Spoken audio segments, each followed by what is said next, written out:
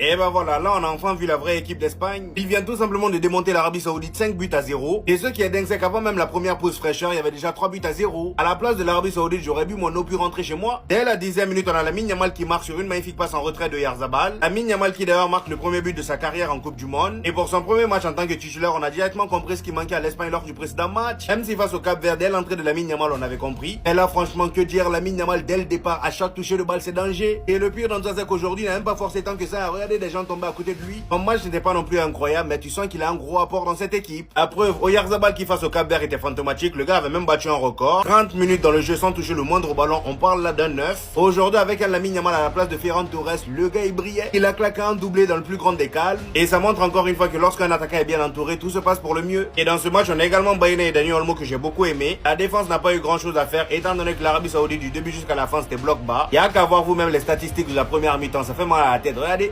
72% de possession pour l'Espagne, 17 tirs au total, 5 tirs cadrés. Et pendant ce temps, l'Arabie Saoudite, eux, c'est 28% de possession, 2 tirs au total et 0 tirs cadrés. Et dites-vous qu'aujourd'hui, le score aurait pu être beaucoup plus lourd que ça si Ferran Torres n'était pas rentré en jeu. Comme à ses habitudes, le gars il est rentré. Regardez les occasions qu'il rate. Tout seul devant les cages, il a raté cette occasion. Juste après, elle avait réussi à marquer, mais c'était hors jeu. Bref, avec cette victoire-là, les amis, l'Espagne est leader de son groupe. L'Uruguay est deuxième avec 1 point, en attendant leur match face au Cap Vert.